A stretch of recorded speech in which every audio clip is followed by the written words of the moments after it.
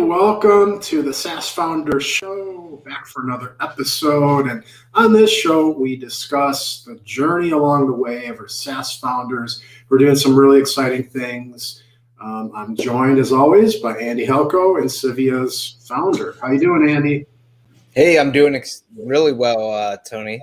I'm excited for today's show because, as you know, we did a whole show and series about churn rate and retention because we work with so many software companies. And so what is today's show about? Yeah, so we have a pretty exciting guest. We've had a couple of international folks, but they have been in North America. So we have Emily Gonza lez-Cebria, and she is the CEO and co-founder of FROGED. And that is a customer success and support platform for SaaS platforms and subscription businesses that helps them improve their conversion rates, reduce churn, and take care of their customers' whole life cycle. So really good stuff. I think anybody tuning into this show is going to get some value out of this. So with that, Emily, how are you doing? Hello. Yeah, I'm doing fine. So thank you. And hello to everyone, both of you, Tony and Andy, and of course, everyone who's listening here. Much for joining.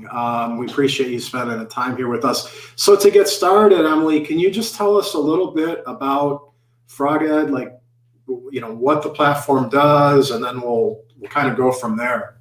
Sure. So FROGED, as you just said, we define ourselves as a customer success and support platform. So what we do is helping subscription businesses, other SaaS, optimizing and managing their users and clients' lifecycle. So just super summary. So what we really do is give both visibility of what their users do, and together with that visibility, we give them customer communication tools so that they can interact and move these users along their lifecycle. Yeah, that's very cool. So where did the idea, where did it form? Where did you come up with this idea to build out a platform that does what it does? What's the background story? Okay, so I always say that the idea or the seed of the idea came from Angel, who is one of my co-founders. He's our CTO. And whenever, in fact, the three of us, Juanjo, Angel, and myself, we met at Demion, which is one of the main incubators from Spain. And then when we decided to start something, Angel came up with I always call it a map, because it was like kind of a drawing where he had a few ideas, and he always talked of creating a SaaS for other SaaS. And that was the very seed of what FROGED is today. Of course, it changed a lot along the way, but yeah, that was the very seed. So Angel would be the origin of what we currently are. For that origin story, where, how did you come to the point that you decided, okay, we really want to go down this path with this type of software, we're ready to commit and start building it out? Okay, so look at this. Angel, in fact, he's like this. He's not only a full stack developer, but he's this guy who has been beta tester for most of the platforms out there, and he had identified very well or very much the pain points most of these platforms had. So at the very beginning, we decided, or we thought, that maybe creating something which was more transversal. So we were touching also marketing and sales. And it was on the way that we found out that where we really added value was in customer success and support. And that's where we focus. And I love when, they saying that we say that for these kind of businesses, I mean, for all of us, in fact, customer success is where up to 90% of the revenue is. So imagine what is important. And so we found out that the way the market was given answers to the problems was in a way that we thought it could be done differently. And this is how we started FROGED. so yeah, that's a bit the story, Andy. What are some of those things that you saw out there that you thought, like, we could do this differently and do it better? Okay. So what we saw is that it's true that whenever you talk of customer success, you have like two big groups of players. So one of those groups would be customer scoring or customer metrics, and most of these companies are very much focused in big corporations or enterprises. And on the other hand, you will have like customer communication tools, which and where is Frog placed is exactly in the intersection of these two groups. So this is why I was talking of visibility, and together with that visibility, we give the tools or the communication tools so that you can interact. And we also focus in the mid market. So this is like also the difference. So we know that, or we always say that there is a big correlation between the kind of sales you do and the type of customer success you should give. So for high touch sales, there is high touch customer success, and the more automated you do your sales, the more automated you need to give your to have the customer success. So that's a bit the philosophy behind, and that's where we really help companies. So scaling their customer success processes.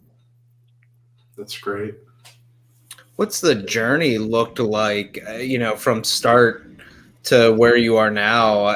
Did you raise money? Have you built a big development team? What's it kind of look like to build the product? I think that's a super nice question, and always looking back, and as you move forward, looking back is like it always gives you a reference. So we started in 2019, and for the very beginning, I mean, we incorporated the company in June 2019, and we only raised like 30K euros at that moment from friends and family, and we ran with 4 months with just that money. So we wanted to be very efficient at capital consumption and to maximize all the effects, all the actions we were doing. So that was like a big exercise. So whenever people tell me, Emily, was it easy? I can't say it was easy. We worked a lot. We did so many things. And also, we launched commercially in January 2020. So whenever people ask me, how was it before the pandemic and after the pandemic, I have no much history before the pandemic. So it was like a compound of things. But well, in my case, and I believe it's all the team is something that I really feel very proud of. The way we are moving forward, the way we proceed as a team, and also the level of exigence. We always say that there are two characteristics or two qualities that we are very strong at. One is we are very exigent, and at the same time we're very flexible, and that relates to everyone in the team. So that's like a bit the culture or the mark, the stamp that we all have. So that's the way of we proceed. And then, so just to give you an idea, so finally this last December, so December 2020, we raised in Spain it was a seed round, but it would be a pre-seed round of 400K euros. From there, we were moving. The good thing is that during 2020, we managed to move internationally. So we have users in more than 100 countries and more than 2,000 active workspaces, and doing a lot. So we're really looking forward to be that global platform that we are meant to be. And of course, to have that strong presence in the US and all English-speaking countries. And as you have seen, everything in FROGED is very much in English because of that reason. And we are planning to rise the next round. It would be by the third quarter or fourth quarter of this year. So that's a bit of the roadmap of where we are, when we started, and how we did it so far. That's great. Just to go a little bit deeper to talk about the team, we always love to hear how founders you have your vision and in that culture that you want, like what type of organization are you going to turn this into? So it sounds like you're really proud of your team. What is the makeup of the team? And then like what is the culture that you guys have built? Okay, so I think that building the culture, well, the saying is that it always starts with the founders, and of course, we are the ones that stamp a bit the lines or the horizon towards where we are moving. And if you ask me what do you think that defines FROGED team the most, it would be we are a very fast learner team. And so it's true that we have experienced people, but we have also very young people. And the way we proceed and we move and we test and we launch and we move for the next step is quite fast. I remember one of the last team members when he got in. I remember he told me that he liked it. I asked him like, from your experience and for what you've seen around, what would be the model of company, of culture that you would aim for in within a project or within a company? He told me that for him, HubSpot was a reference. And so I really asked him to tell me in detail what was it for. And so this is something, and I told him that from that moment, it was within our objectives to become a reference also as a company that has this special culture and this open culture, flexible, and I do believe that making the team feel in the right environment and in the right space for growth is essential. So I think this is what is moving FROGED forward. So yes, having those examples out there is great. We are always looking to mirrors where reflecting ourselves, and yes, picking a little bit from here, a little bit of there, and then building ourselves. Yeah, that's great. How many people? How many people do you have on the team now? We are 15 people. 15. Mm-hmm.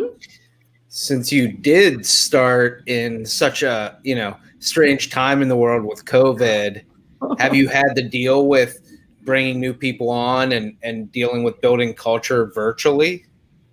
In fact, Andy, that was one of the challenges, or the biggest challenges I thought we would have, because of course we wanted to be flexible. We wanted to have remote, but not that early. So it was like, okay, this is like it is. And we had to accept the fact of being remote and onboarding people remotely. And even though I was like a bit, okay, let's see how it goes and how it evolves and how people get involved into the team and drinks from, the atmosphere. But it happened to be very good. So people have been or have adapted to the situation very well. And it is true that as in the moment that the situation was a bit easier, we have created this flexible. So we go 2 days a week to the office, so we see each other, and the rest, so 3 days a week, we work from home. So today, for example, I'm at home. And that gives us that good balance of, yes, having the sensation and the feeling of being a team and building things together, but also the flexibility and the point of being remote.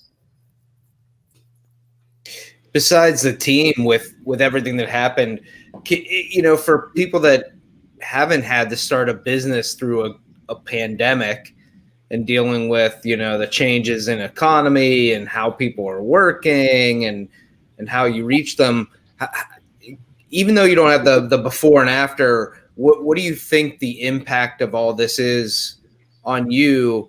And then just kind of a follow-up to that, my thought is, it's not just about the pandemic, but for any founder that some outside force that they can't control comes in and changes their first year. So, how did that affect you and how did you adapt to it? Okay, so in our case, I always say that, of course, we are not an e-health or an ed tech that it seems that the wind is coming from the back. But I believe that everything which is happening is helping us somehow. So it's really much in our direction.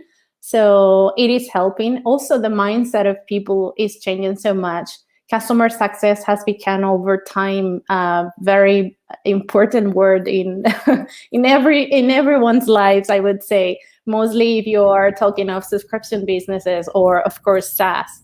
And talking of subscription businesses, we're all also driving super fast towards that subscription economy that was already talked from a years back. And within that area or in that era, of course, taking care of your customers becomes even more important. I would not say more important, but it becomes really important as it is acquiring new clients. So it's like given the weight it has or it should have. So I would say that we are moving in a wave which is growing. And so we really feel that is a good timing for us. It's great. So to dive into some of the aspects of the product, it looks like you guys focus on a few different areas. So like onboarding, customer support, and retention, which is all fantastic. I would like to talk about just, how you guys have helped companies improve those areas. So if you want to start with that first bucket, the onboarding, and this is, as Andy said, that was focused on, retention and all of that and the importance of onboarding. So what are some of the things that you guys offer to help with the onboarding process? Sure. So, well, first of all, I always like to say, and I believe I talk of this a bit at the very beginning. And as we see customer success as that proactive umbrella, where we also insert or include that reactive part, which would be the support. And the user or the client experience is one and the same. So it's like a line from the very first contact they have with your platform or with your service. And it goes all the way to the very end if it comes to an end at any point. We also say that there is a huge relationship between the kind of activation and onboarding process that exists. So the best the onboarding is, the less incidences this user is going to give you in support, and the less probably he or she is going to be a churn in the future. So everything is like very much related.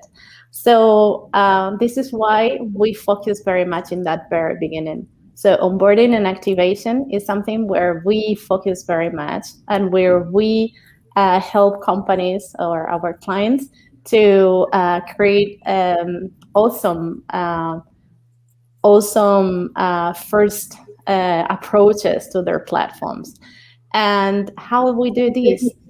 We do it working both. We call it pull and push strategies that help you both with in-app messaging and with behavioral emails. And so you move them back and forward so that you move them along your platform and get them activated. So, and then there is something very interesting also, which is all the dynamic segmentation and the depth you can get that segmentation to. That allows you to interact with users and with clients in a very, very personalized way. And I would say that would be like the basis or the foundations of FROGED and how we work and how our clients work with the platform. But yeah, and then going to the support part, which is also very interesting. So FROGED is today one of the most, it's one of the best live chats in the world, not because I say it, but for example, it was launching after so. And what happens with our live chat is that everything is very much correlated there. So going from the self-service part, but also but also you have like the 360 degrees of any user, any client you have. And that helps you to have that context of what this user, this client has been doing and what is happening with them. So very much again, and trying to be very, very strict to your question, Tony. So yes, we do believe, and we focus very much in that first approach, in that onboarding and activation. We inspire clients to create that wow effect in their users from the very beginning. The sooner you get the wow from your clients, the more engaged they will be with your platform. That's great. Yeah, and so I'll reiterate that. So you guys were recognized by Capterra in 2020 for best ease of use software. So that's pretty awesome. I mean, that's a big part of, you know, keeping customers on board and happy, is that it's simple to use. So that's fantastic. How did you determine that roadmap, especially in the beginning? Because you know, as we talk with all founders, there's a lot of product ideas and feature ideas. Did you use any methodology, or was there an approach that you took to figure out, okay, this is how we're going to build it and in what stages? Mm-hmm. So at the very beginning, yes, we had like a kind of a roadmap. And as long as we were launching any functionality before even coming out of beta, we were testing in the environment we were. As I said, we were born in Demium, so we had all those other startups and projects going on, and we really managed to be tested very much. And the new functionality, whatever functionality we were launching, we were testing it very much. And one of the things we did, and it was very at the very beginning of 2020, Andy, was also launching in Appsumo. And why we decided to launch in Appsumo for us was like kind of a product market fit test. We wanted to reach to clients or to users that were far away from us and to receive their feedback. You know very much that the Simulink community is like a super open community. They give you the feedback, whatever they think, they tell you. So if they like you, they tell you, but if they don't, they tell you as well. And it was very good because we also received a great amount of feedback that also helped us to pivot a bit. You remember that we were more transversal, so it helped us to nail it down and to focus very much in customer success and support area. And so coming back again to your question, so yes, we have that roadmap with functionalities. We always try to beta test them before launching it. Then we launch in a bigger scale, and from there is when we speed it up. So that's a bit the way. And we also have a public roadmap for functionalities, for integrations, where not only our clients, but also external can vote. And of course, that is that votes are ponderated, so and weighted. And that's a way of making it open. And it's a way of making the community part of the development of the product. And we see that people like it very much. I guess I would love to hear about the experience selling the product through Appsumo. I'm super familiar with the platform. I've purchased many things from there. And I always find it interesting when companies use a platform with a lifetime deal like that, because obviously, I think some companies look as a way to grow, but now you have these users years from now, if you're still up and running, that aren't paying anything. So it sounds like you were using that to get feedback, which I think is smart. So what was the approach? And, was that successful for you guys? Was that something that was, very useful? I'd love to hear a little bit more.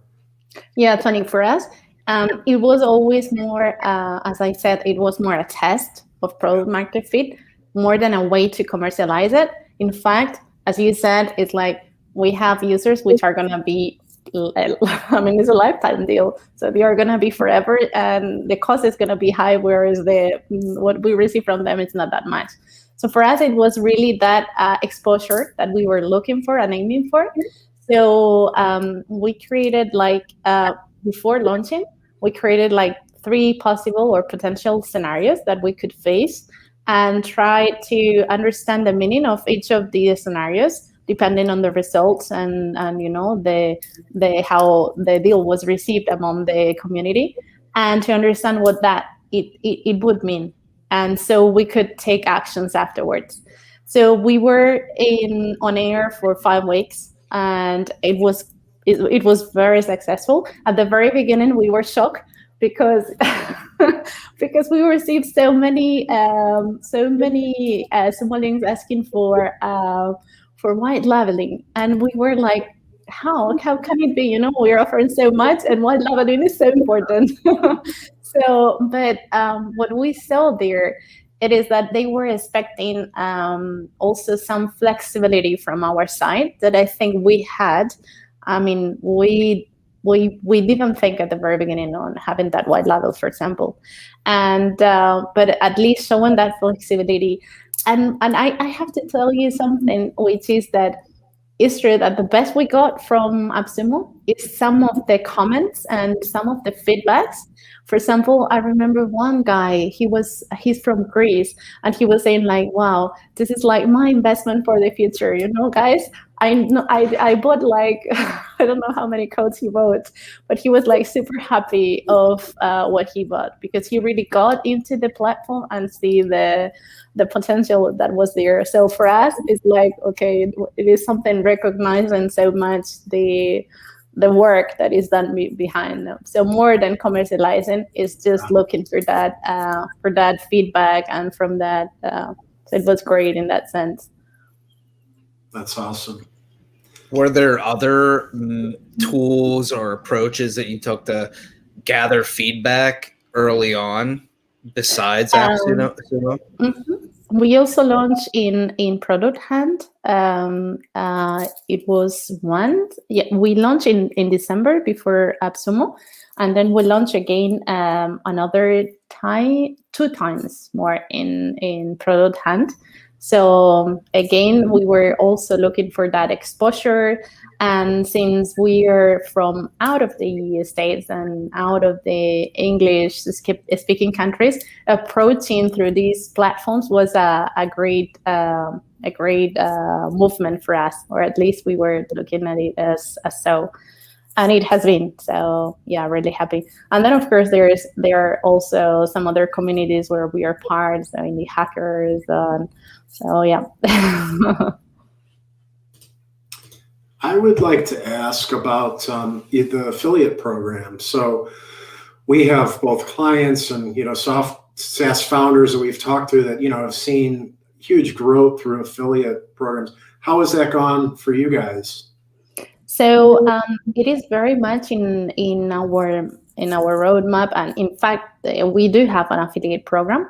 It's true that we really want to push it, and as I always said, getting to markets like the US market or Canada or all English speaking in general, we see that partnering and through affiliate program as well, it could be a good approach, because it helps you to get longer or to a wider community than you could in your own. So yeah, affiliate is for sure essential, and it's there. So whoever may be interested, we are super open to that.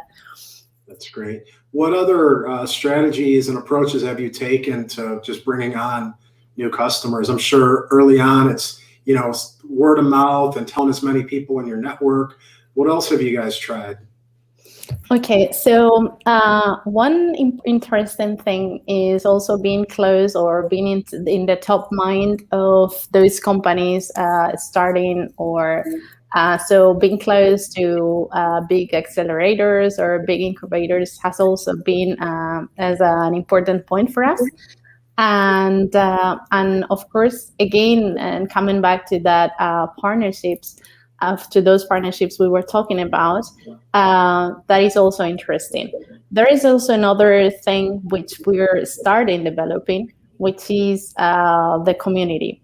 And we've seen out there, and we do believe as well that creating that community where we receive feedback, but we also create insights and gather people which are interesting from our sector is something that could really help a lot and could help us grow at the speed that we need.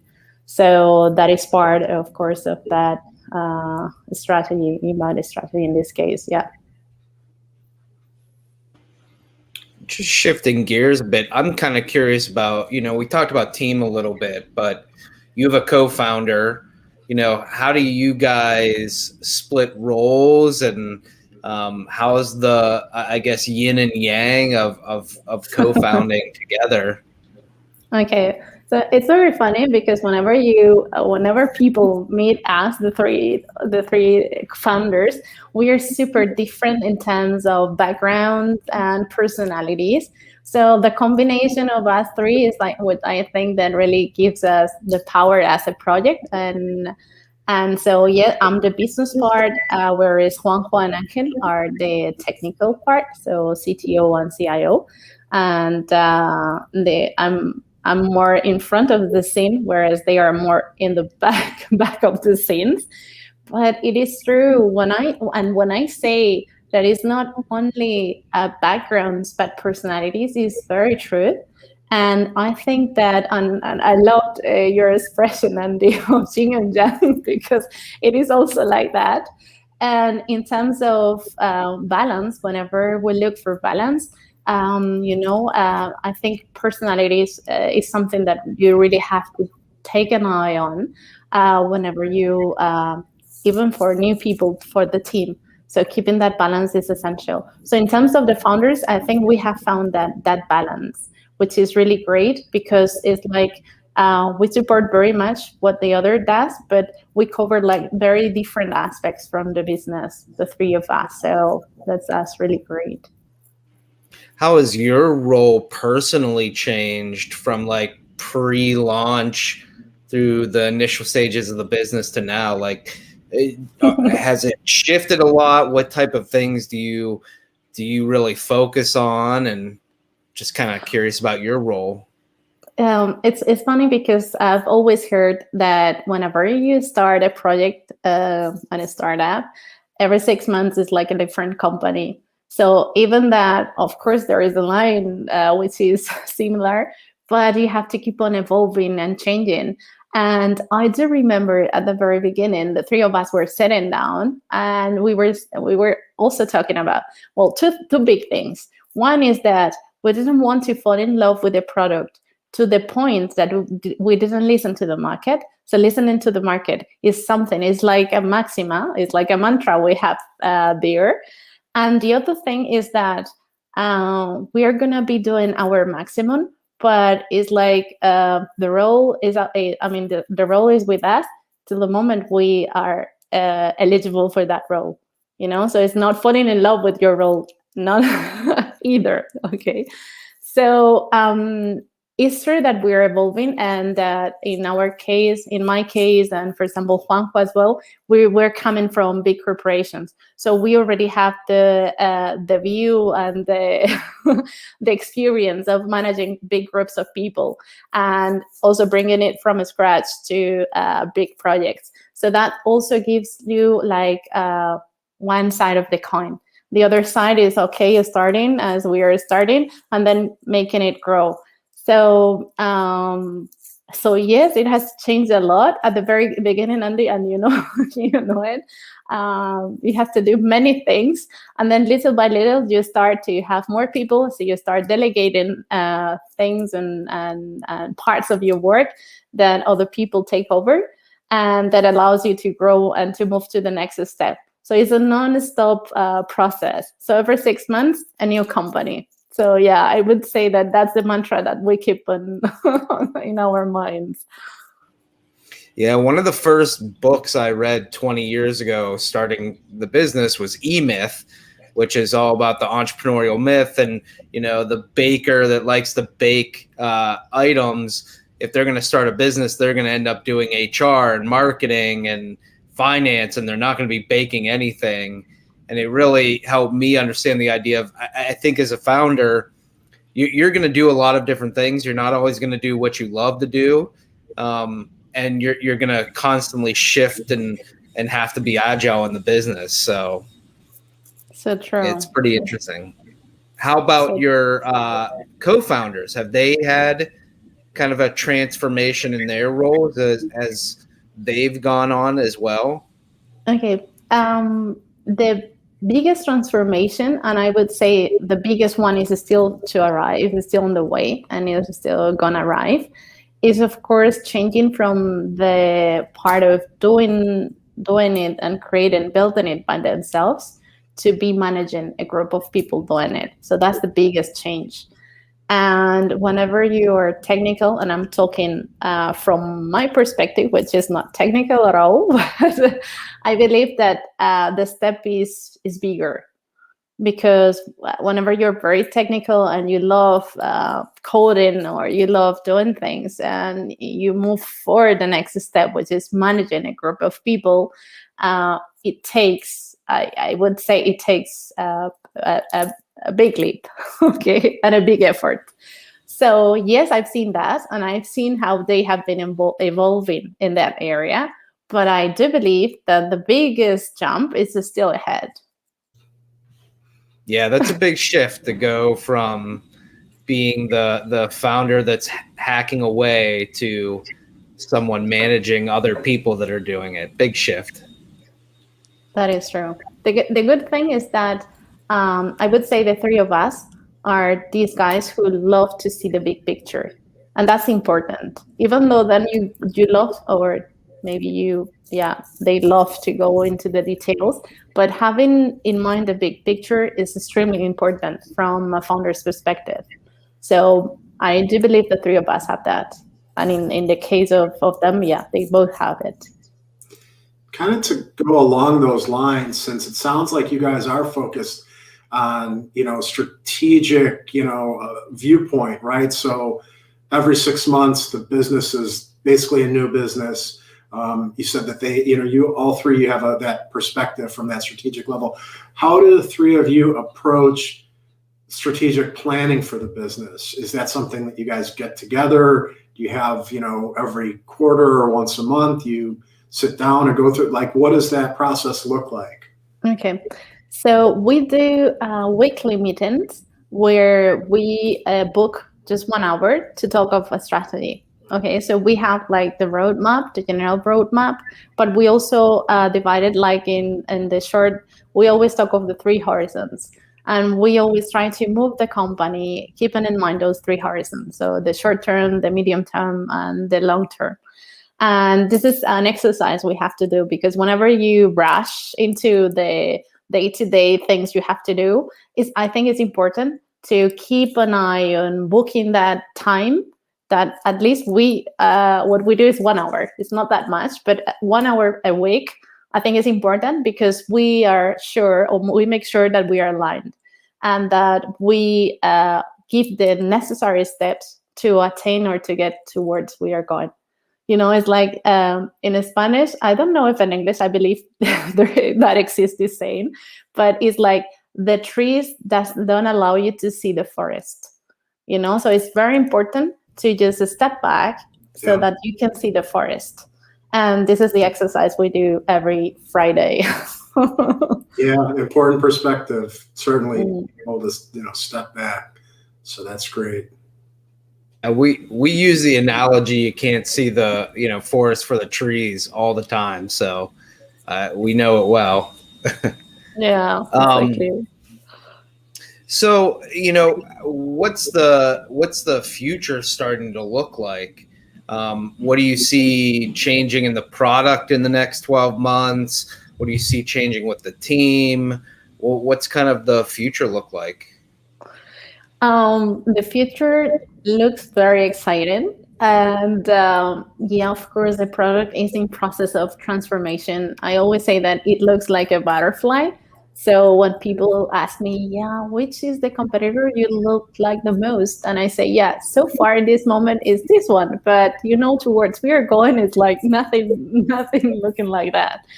And so yes, the product is having big changes and big improvements, but also the team. There is something really interesting, or at least I see it as very interesting, and is that the team has been very international from the very beginning. From those 15 people, we have like 8 nationalities, and it's a bit of the stamp of the culture of the company as well. So that internationally focus and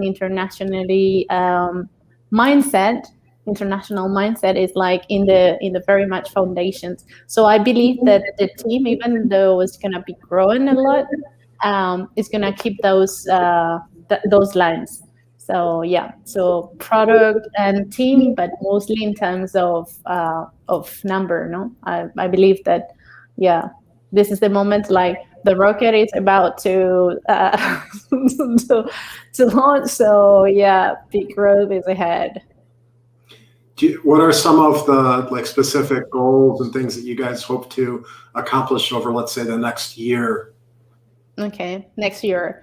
I thought you were gonna ask me how we wanted to end this year and then next year. So for us, scaling and consolidating very much our presence in international markets is important. So we believe this is gonna be happening mostly, by the end of this year and from next year onwards. And we always say that we see FROGED as the customer success and support reference for that mid-market. And I believe, what we're going to be attaining from next year onward is going to really much head us to there. So, yeah.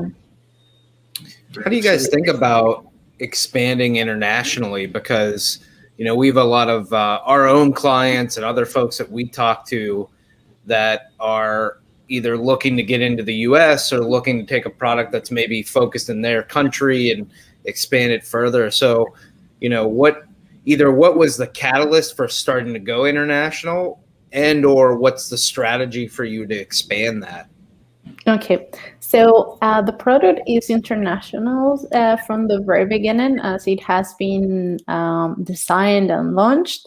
But it's true that when people ask me, and mainly investors, it's like, guys, you plan to open maybe a branch in the US? I never say no, and it will probably happen.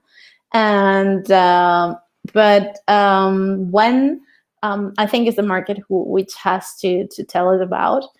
I think we are living very changing times and very changing moments where everything that you thought before has changed a bit. For example, it's true that, as you asked me at the very beginning, how are you dealing with remote? And maybe in not that long ago, investors were expecting you to be physically with them, and now it's this remote way of interacting with people has become a normal. So I'm really very much just looking at where this situation is driving us to, and saying that what I see is that it's true that the world is becoming very much globalized. Even salaries are becoming like more global. So for tech companies, for example, it's like they're like kind of nivelating, or the level is being equalized, I would say, in the globe, and at the same time, things it's like markets are becoming, and again, mainly for tech companies as we are, is becoming very global. So yes, for us, as I said, English-speaking countries and markets are really important. So if that means that we have to move part of the team to any of those countries, we are willing to. So it may happen soon, yeah. So I'm kind of curious what over all of this. So we talk about so many topics of building teams, culture, role, product. What over your period of time has been the biggest challenge or the biggest, issue that you've had to face and overcome? Because I think for most of our viewers, we learn from mistakes, we learn from challenges. So, what have you seen that you've really had to face in this journey so far? So one of the questions that many people have asked me privately, some other founders, and so one is like, for example, how did you make it? How did we make it in this case? To just rise very little at the very beginning and move far and move from there. And if I think that if it's better to maybe rise a bit more at the very beginning, so just dealing with money consumption and money raising, fundraising. I always answer that, of course, you can read it from both sides. So from my point of view, it is true that we have done a big exercise. So it is like we've been training in a high mountain. So whenever we came to the sea level, it was easier. So yes, I say that it is good, but it's true that it's a huge effort. So I would say that balancing that money raising is important. So measuring very well when is the right moment to raise, and not driving the team to, or the founding team to an extent where it becomes difficult. But this is very easy to say, and then the difficult is the execution. So that's one of the things. And then there is another quote that says fail fast. It's like not don't do the effort. I mean, don't even think you're not failing, but fail fast. So for example, one of the things that we also did is that we started, not sorry, but it's true that we've been investing in marketing we had a very low investment in marketing. We were like nailing down very much the buyer persona and which is the ideal customer for us. So whenever we started, burning money for marketing, it was in the right direction. But it is true that you need to test. And testing means that most of the times you're gonna fail. So trying not to fail is not the point. Is trying to fail fast and correct it and change fast. So that would be my advice every time. So both of them. So measuring very much when is the right timing to raise funds, and to measure very much the moment of the team and the evolution of the project. And together with that, not to be afraid of failing, but fail fast and correct it fast. Be very agile at that point. So in our case, maybe I would suggest to maybe have it started burning or testing a bit earlier in terms of marketing expenditure, for example. Have you utilized mentors or like accelerators or anything like that very much? Indeed, yeah. Well, yes, because as I said, we were born in Demium, so we already had that incubator atmosphere around us with mentors and so on. But then apart from that, after Demium, we also moved to Telefonica Open Future Accelerator, where we currently are. And then we have also looked for good mentors out there so that they can help us in the areas where we thought that their insight or their experience could be of help. As you said, as you both say, we all love to learn from other people's mistakes. So I think that the most insightful or the most interesting insights and advices that a mentor can give you is those that help you jump or to cut down the time you need to get to some point. So yeah, for example, in that case, we have someone from Perry Monaco from LinkedIn. We also have a mentor who's from the finance area in terms of advising. And by the way, we're also now in the search of someone for all the product area, because we would love to have also, we had, in fact, we did have always help, but we want someone to be more permanent with us in terms of that evolution. How hard has it been to raise money and pitch investors? How has that been? Sorry, How has that been? Is it, I mean, when we talk to founders, a lot of times they say that it's a full-time job, and that you have to go through 50 rejections to get one acceptance. What's the experience been like for you? Okay, so it is true what you just said, and I would add that resilience is one of the key qualities that a founder has to have. So you have to receive many no's till you get the yes, and yes, as you said, we are always hunting. I heard once that a CEO is a hunter of money, because he's money raising. He's a hunter for talent, and he's a hunter for clients. So that's the very truth of our full-time job. And for us, we also started raising during the pandemic. So I remember going to some webinars at the very beginning, and they were explaining to us that what we had to do is to open up the top of the funnel of those investors we seek for, and also to anticipate a bit more, because it may take maybe a few months longer. For us, it was great because we raised more than we expected. And it is true that raising money allows you also to expose. And we tried and we managed to expose not only in an European level, but also to some US funds, which is great for the next.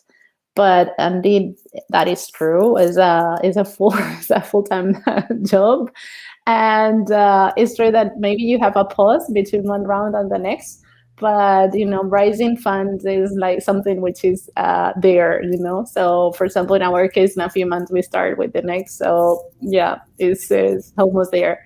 So we are just still for a while to start soon. So with everything that you have on your plate as a co-founder and CEO, especially in a world that's now virtual and people are connected at all times, how do you maintain some sanity and sense of work-life balance or work-life harmony? What are some of the things that you do to so I love the question, Tony, because this is something that I, not only for myself, and I don't only do the exercise for myself, but I also try to pass it to the rest of the team. So keeping that balance is so essential, because this is not a sprint, this is a marathon. And I always say that keeping the balance in all your areas will allow you to to drive in the long term and to get longer, get farther. And in my case, for example, I read once it was an article talking of technological curfew and how important it was for your brain and for your for your sanity, as you said.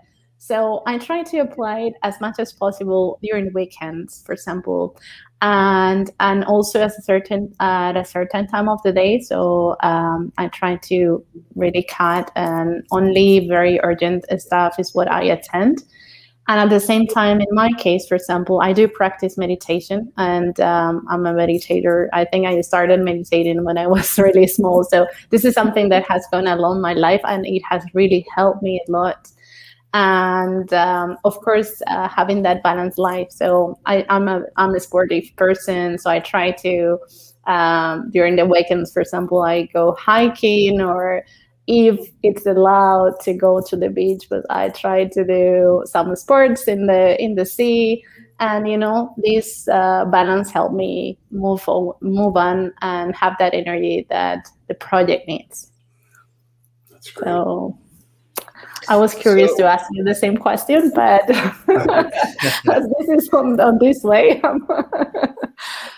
Yeah, I'll answer. I've had my business for 20 years, and I think it's hard. It is finding that harmony. I like someone in one of our previous shows you used work-life harmony because balance is a weird term, and so for me, I think it's interesting too. This whole pandemic and working from home has been a amazing experience for me. I used to go in the office, but now I'm here and I have 2 young kids and I get to spend time with them. And, I don't know. I think it's just finding what's right for you. And for me, my family's so important. So I never want to put my business in front of my, kids and my wife. So love that word, harmony.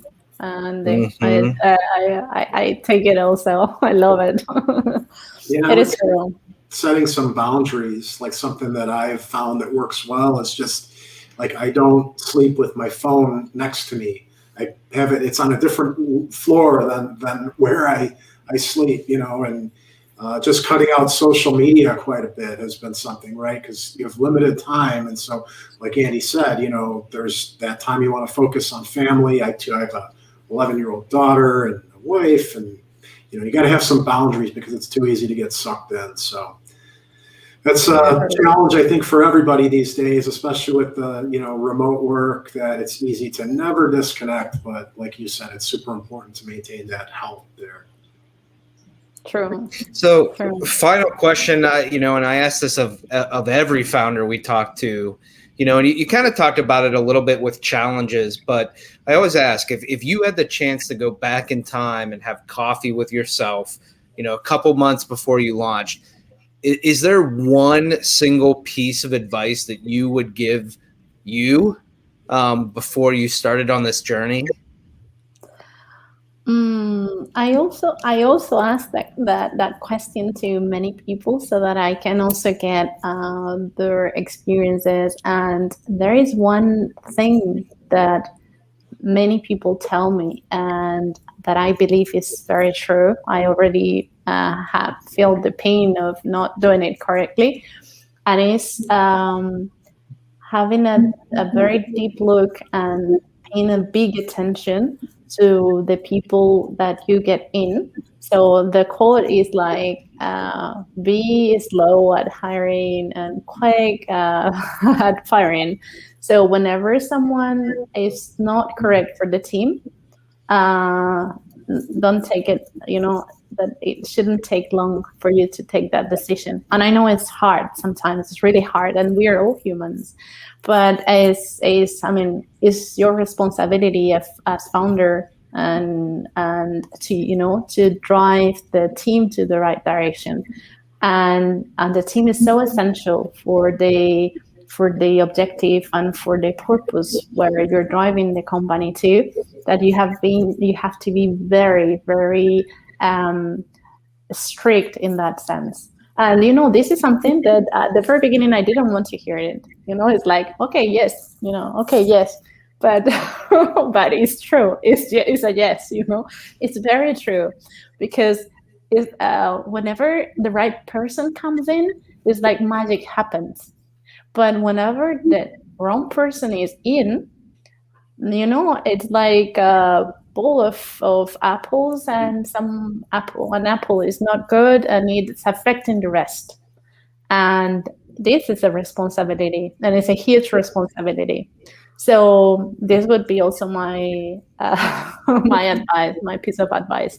So be very much or have a deep eye on the team, and you're responsible for the health of the team. So that would be the final it's point. A good one. I mean, many other things, but as this one impacted me and I've seen it, that would be a good one. It's really a good one. Well, Emily, before we go, tell our audience where they can learn more about FROGED, maybe connect with you. There's SaaS founders out there that probably need help with onboarding and customer success and retention. Where can they find you? Okay, so for sure on social media, on our website, but I also leave my personal email. In fact, it's super easy. It's emily@froged.com. So whoever wants to reach me for any reason, I'm super happy. I'm this kind of person who always tries to answer anything. And yeah, happy to connect. And of course, as I said, through all the other channels, we are also open. So yeah, so my personal email is there, and of course the other channels for whoever wants to go that way. Awesome. Fantastic. Well, thank you so much for spending this time with us here today.